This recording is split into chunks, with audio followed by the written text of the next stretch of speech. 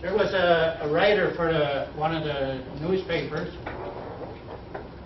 and he used to recycle this column that seemed like to me like about 6 times a year.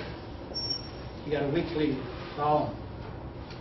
And he used to say that the expertise of the First Nations people was to bring guilt on the taxpayers so that we could get special privileges. And I wrote him a letter. And I said in the letter, take your guilt and put it in a timble. That's what will hold it. And if you need a garbage pail, we'll put it in that. And if you need a tandem truck, well then put it in that tandem truck. Put it in whatever container will hold your guilt and bring it to the dump. Because I don't want your guilt. The hell good is your guilt going to do me? I said, I think you need to understand something about the word honor. About being honorable. I told him he should be ashamed of himself for writing things that would make people hate us. By saying that we were drained on the taxpayers. I'll tell you what, I'll tell you this, but the taxpayers. The taxpayers might pay for government boondoggles. They might pay for Canadian, the lavish parties politicians have, and the parties that you guys aren't invited to. The taxpayers might pay for trips and all kinds of foolishness that the governments do. But one thing the taxpayers don't pay for is for Aboriginal programs. Like I said, $1 billion a year is removed from our territory alone. The government is, it's not for them to say the taxpayers are paying for the welfare checks of the Indians in the north. It's like Aboriginals don't work.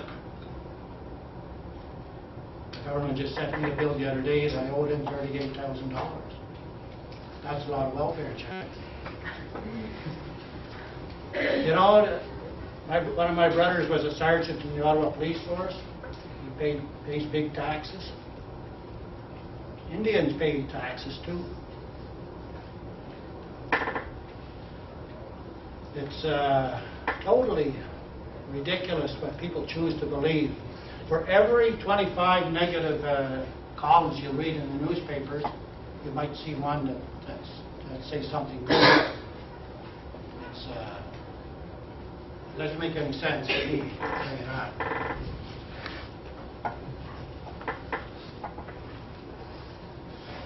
Whenever I say our purpose of life, you know, it's important to have purpose of life. I remember my daughter telling me when she was 16 years old that she cried herself to sleep sometimes. And I said, well, why is that? She says, because I don't know my purpose of life. What is my purpose of life, Dad? So I'm going to have to think about it. Then we'll talk. It's not, purpose of life is not a 9-to-5 job.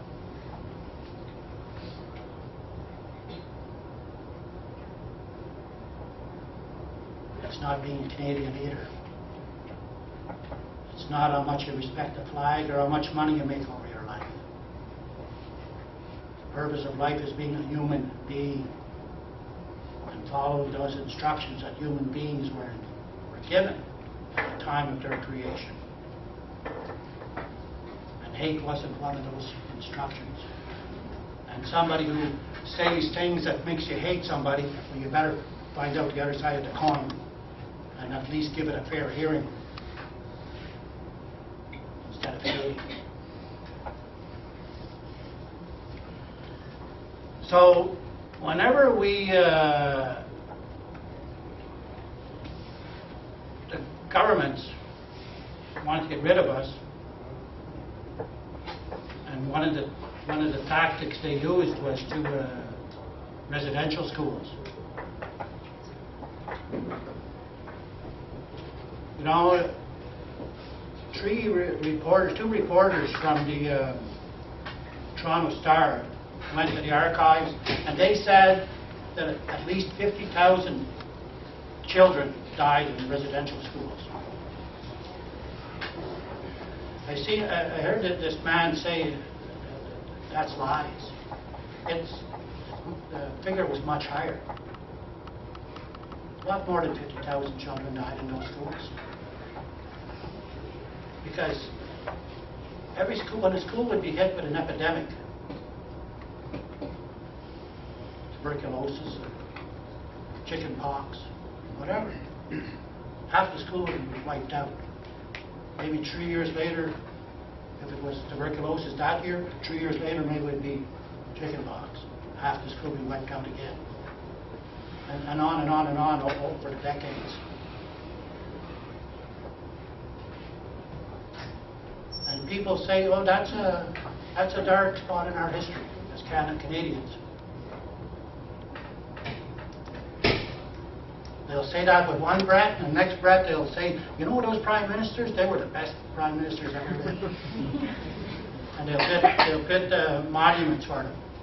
They'll build monuments for them, main streets, schools, airports, after them. Where do you think they are in the spirit world? Those people who had anything to do with a school where there was even one child would have died.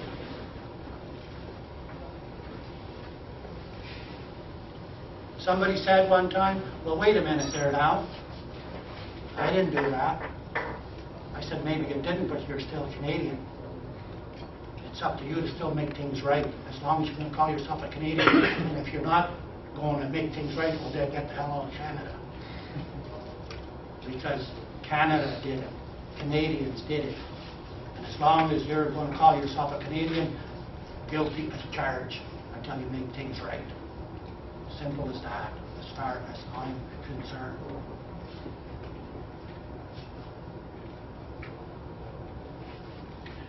Aboriginal people have been the black sheep of the Canadian family for too long. You know, I've got 2 daughters. And I know about people saying that they're the black sheep of the family. And I want to be really careful that one girl would never be able to say that to my daughters. Whatever I gave to one, I gave it to the other one. I never favored this one over that one. It was equal. Because I never want my girls to say that they felt that they were the black sheep of the family. But we are the black sheep of the family. Canadian family, Aboriginals. Every time you tried to climb up, somebody was there to kick you back down again. Or to tell lies and distort things to make other people hate you and keep you down.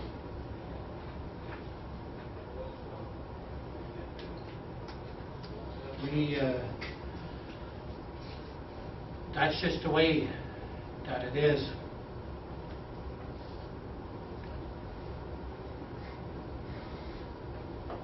My granddaughter is she's very Aboriginal looking too, just like her mother. And about maybe 6 weeks ago, she went to a sleepover. And the next morning, her little friend's father told her, don't ever bring that Indian kid back here again. What? I don't know. She's 11 years old. I asked her, I said, how did you feel about that? Because her friend told her the next morning, she says, my dad told me not to bring you back here. And my granddaughter said it ripped my heart out. That was her exact words. See, that guy, that man, he was very nice to her, though.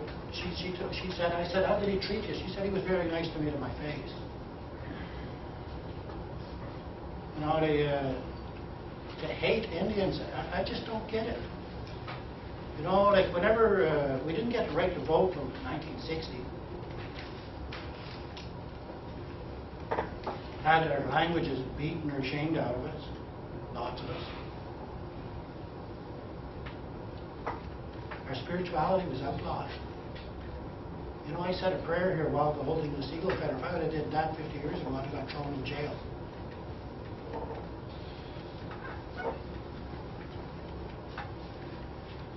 Why? Can anybody in here tell me why? What did we do? You know, it's ridiculous. It's like me immigrating to Britain, for instance, and then hating the Britons because they were here before me. Or trying to take whatever riches Britain has for myself and kill them all. Yeah. I want people to hate them. It's mind-boggling to me. There was Chief Crowfoot on his deathbed said, "Life is the flash of a firefly in the night. It's the breath of a buffalo in the wintertime. It's that little shadow that races across the grass and loses itself in the sunlight." He said that when he was dying. You know, whenever you look at eternity, and even if you live to be 100 years old, your life is just a flash of a firefly in the night.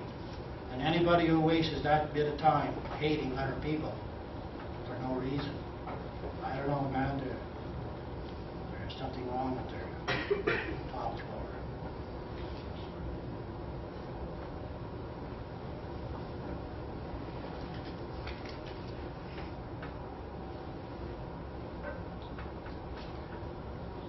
I tell you, it's,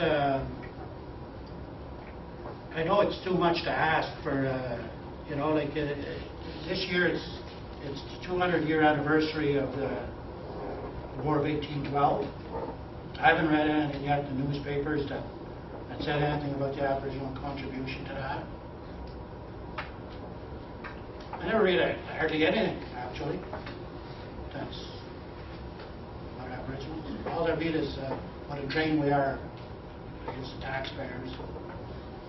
Now we're all no good.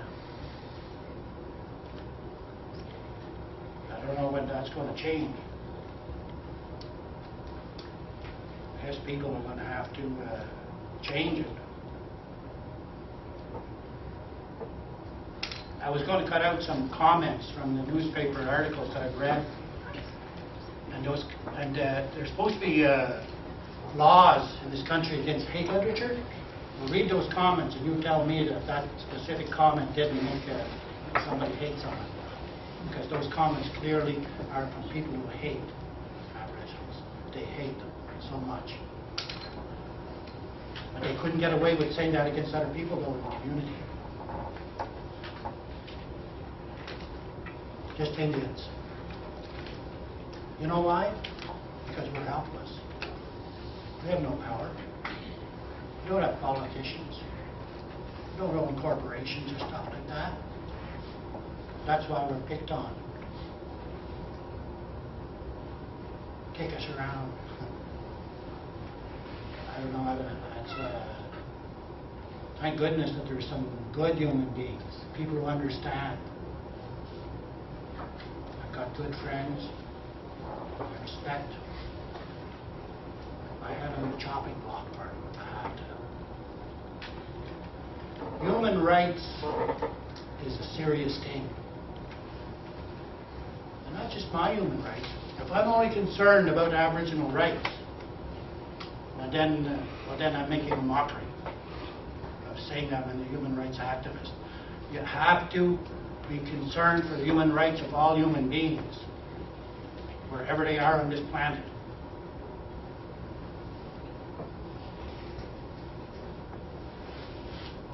Human rights. It's such a wonderful thing to be a human being. But a human being, you know, you've got to connect the word dignity. Everybody's entitled to it. Especially in this great land.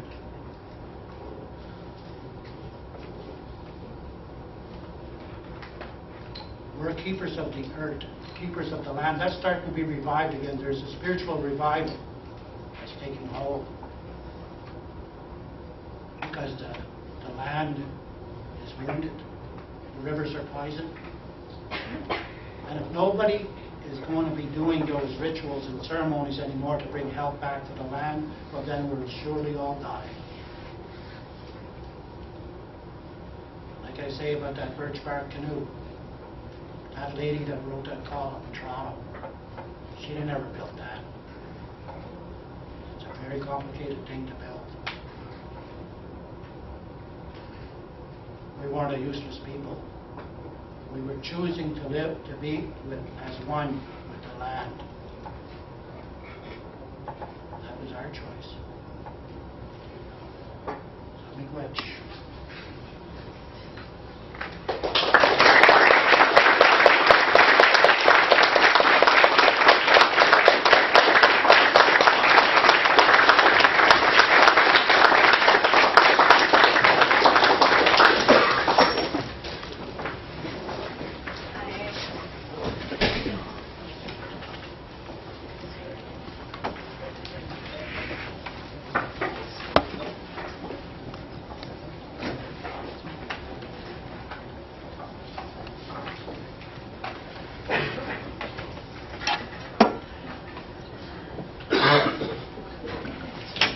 Can you guys hear me? Yes. Yeah, okay. Just let me know if I'm not loud enough. I just have a few photos. Most of them I took unless I mention otherwise.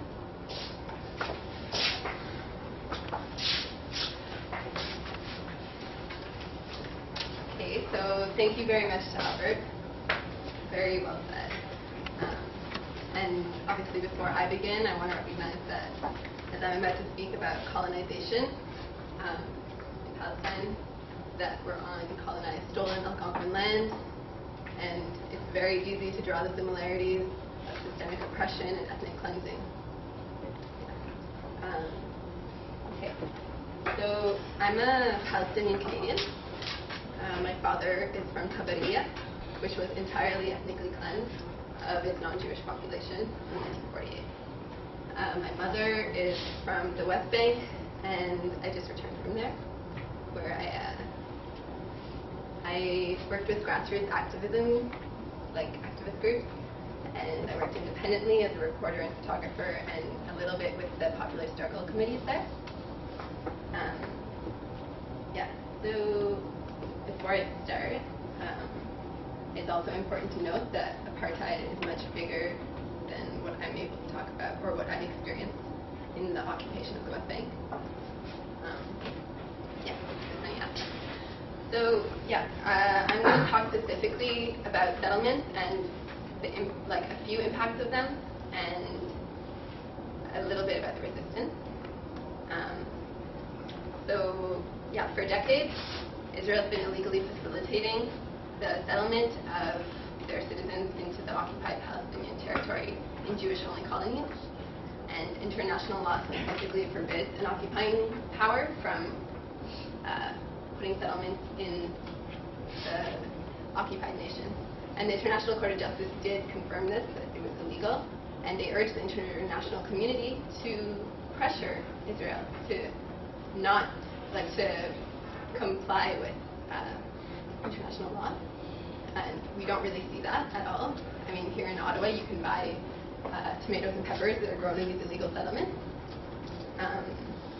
So in the words of the UN Office for Humanitarian Affairs, Israel's decades-long policy of illegally facilitating the settling of its citizens inside occupied Palestinian territory is an activity that has resulted in the progressive takeover of Palestinian land, resources, and transportation routes, and has created two separate systems of rights and privileges, favoring Israeli citizens at the expense of over 2.5 million residents of the West Bank, which is essentially the definition of apartheid. So briefly, I'm going to talk about three main apartheid practices: segregated streets, the allocation of water, and the wall. These are settlements. The top one is the trailer home, and that's usually how a settlement starts. To be able to set up a settlement on stolen land, they have to appear temporary in order to evade building laws, but eventually they turn into that. On the topic of roads, I'll begin with an experience I had when I had just arrived in Palestine. So I was picking olives with a family from the town of Bakery. It was 3 women, and there was 4 of us volunteers. The road that leads to their house, or to their land, is off limits to Palestinians because it bypasses the settlement. So we had to walk 2 kilometers to reach their piece of land, and we picked all day, and we had about 8 bags full of olives, which I can pick about an inch off the ground. They're very heavy. It was also from the days before, and obviously we couldn't walk 2 kilometers with these bags. So it was Saturday, the Jewish Sabbath, and settlers don't use the road at all. All day, not 1 car passed. So we decided to call a car to come pick up the olives. And just as we were putting things up by the side of the road, a military jeep arrived. They must have had it under surveillance. And so the soldiers come out and immediately try and send all the farmers in the area home. So we're just arguing. And for the most part, they're ignoring the Palestinian women. And like me and another of the volunteers were Palestinian, but we were speaking English, so they assumed we're foreign. And they were only speaking to us. And finally they said, okay, you 4 can use the road, but the Palestinians have to stand 100 meters away. So the Palestinian women, I mean, this is their livelihood, so they agreed and they stood 100 meters away. But afterwards, we interviewed them about this, and they said how frustrating, how humiliating it is to be the owners of the land, and they won't even speak to them. They'll speak to the foreigners, but they won't speak to the owners of the land. And how humiliating it was for them, like how difficult it was to watch their guests do the work while they have to stand back. So, yeah. The division of roads is a defining feature in the apartheid system in Palestine. In addition to violating the freedom of movement and access, there's serious repercussions for health, education, and livelihood. And the apartheid roads have strengthened the presence of these illegal settlements, these colonies across the West Bank.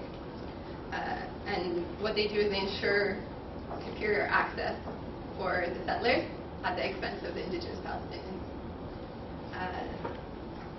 Yeah. So the next topic would be the water.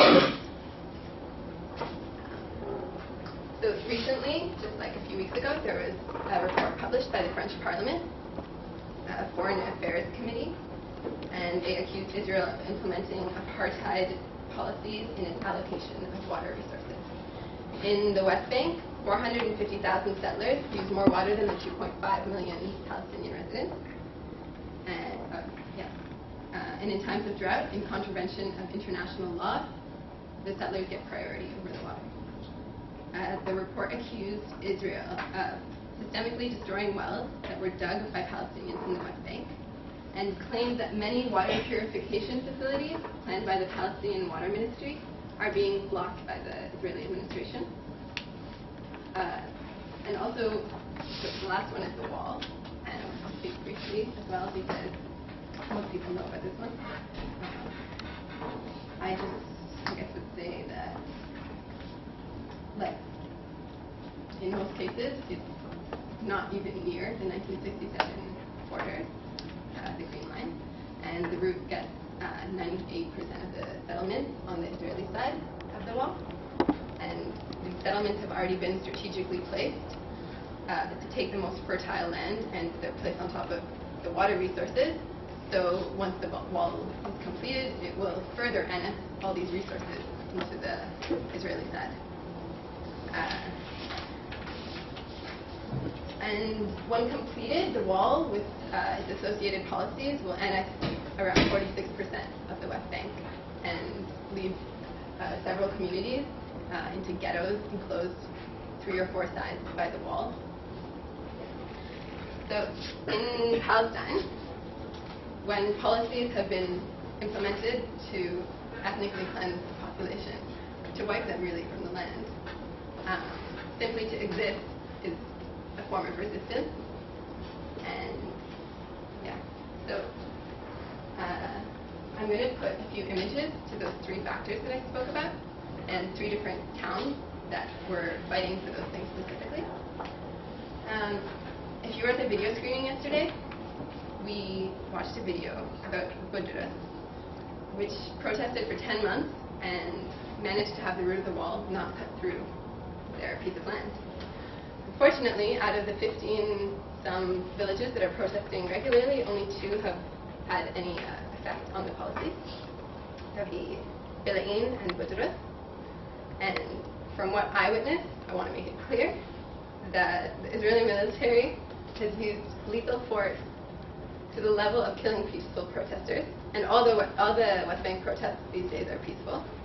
And I'm not sure where they draw the line, because from what we saw, there was no line. You know?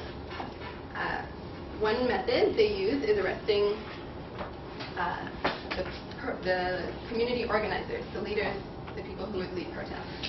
And one person who I was moved by was Bassem Tamimi, and I never actually met him because he was in prison when I was in Tulsa, but I was good friends with his family.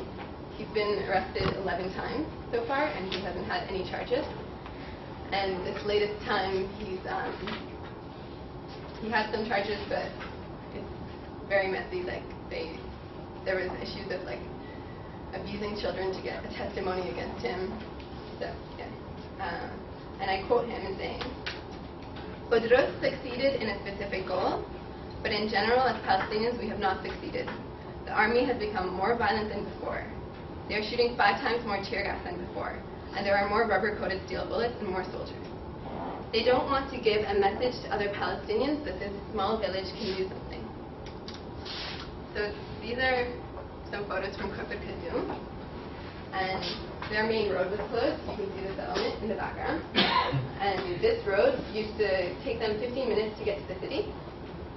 And now they have to go 45 minutes around, and it's only because they built their own road. There was no other road. They used to walk to the city. So every week they protest peacefully.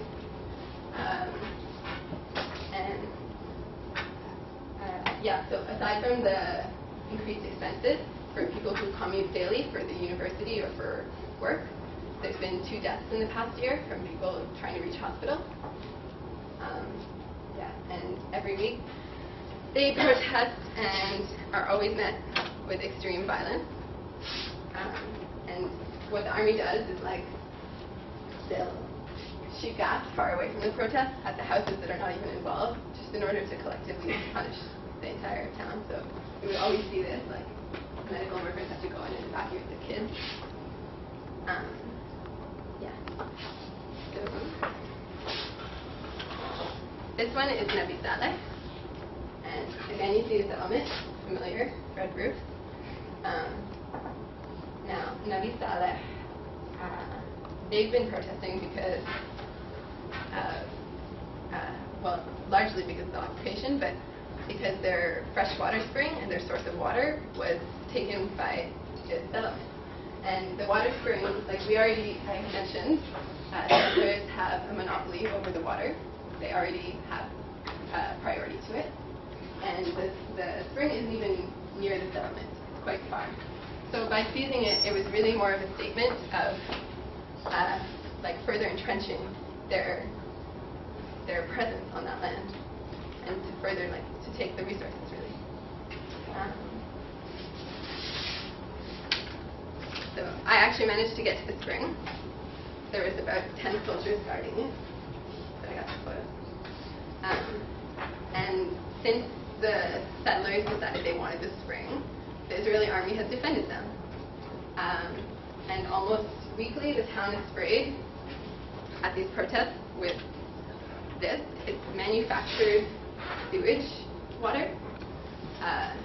It's a liquid that's not sewage, but it smells like sewage. And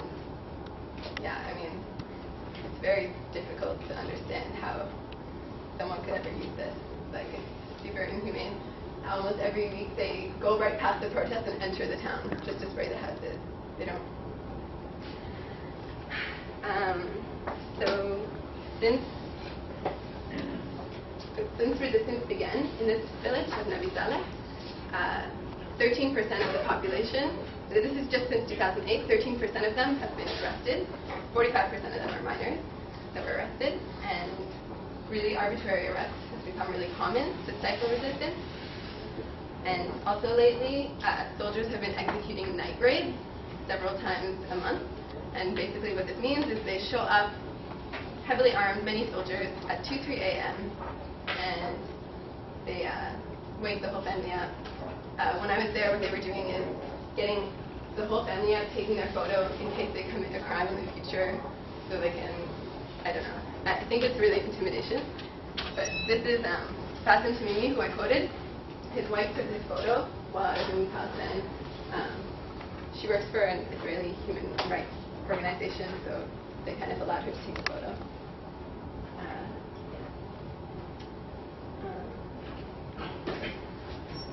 But I really feel like these that night raids are a really good symbol for what the occupation is. The military control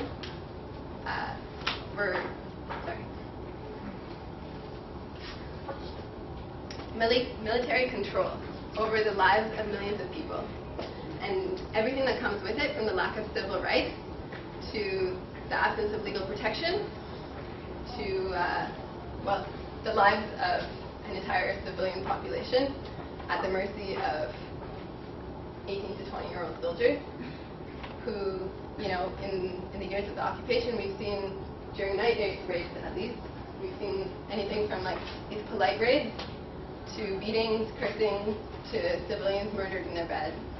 I mean, what the occupation is that there's no security. You don't know what will happen. And unlike most of us, who, when we have unpleasant encounters with authorities, we usually have some idea how it will end up. There's none of that. Yeah. So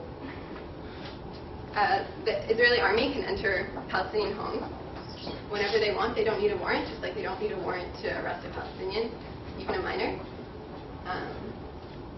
Yeah. So while I was in this village of Nabi Saleh, there was a protester who was shot in the head by the army.